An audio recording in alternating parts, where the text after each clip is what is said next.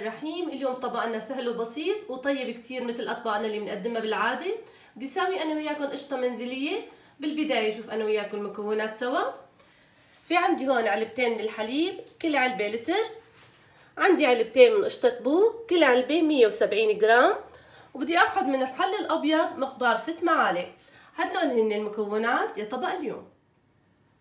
أول خطوة أنا قمت فيها، حطيت لترين من الحليب داخل الطنجرة وشعلت النار، وهلا بدي انطرهم حتى يوصلوا لمرحلة الغليان. شوف أنا وياكم الحليب هلا وصل لمرحلة الغليان مثل ما ملاحظين.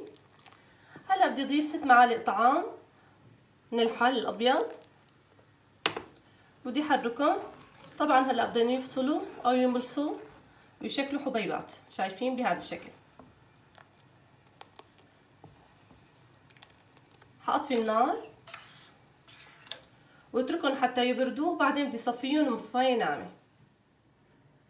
بعد ما برد الحليب أنا صفيته داخل المصفاية وحصلت على هدول الحبات اللي ملاحظينه تقريبا مثل حبات الجبنة الناعمة. وطبعا نزل كمية كبيرة من المي، كبيت جزء منها وده الجزء بسيط هون. بعد المصفاية عم تصفي. طبعا كتير مهم اني صفيهم ما يصفى ابدا مي داخل الجبنة او داخل حبات الحليب. هلا في عندي هي الزبدية الكبيرة، انا بدي اضيف حبات الحليب زائد علبتين قشطة بوق داخل الزبدية وبدي ادمجهم مع بعضهم البعض.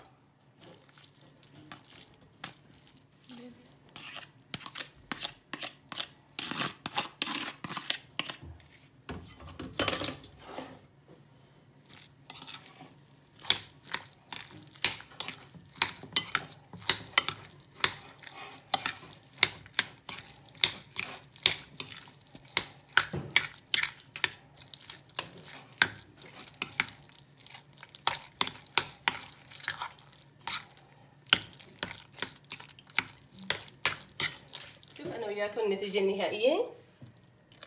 شايفين هاي النتيجة بصراحة كتير طيبة. شايفين قوامها كيف متماسك وسهلة وبسيطة كتير، وبتصلحي كل انواع الحلويات. اتمنى فيديو اليوم يكون نال اعجابكم، واذا حبيتوا مثل العادة ما تنسوا تعملوا لي لايك، واللي اول مرة بيتابعني بتمنى يشترك بالقناة كرمال يدعمني. كمان لا تنسوا تفعيل الجرس كرمال الفيديوهات الجديدة توصلكم، ولا تنسوا تتابعوني على الفيس وعلى الانستغرام. وشكرا كتير على المتابعة.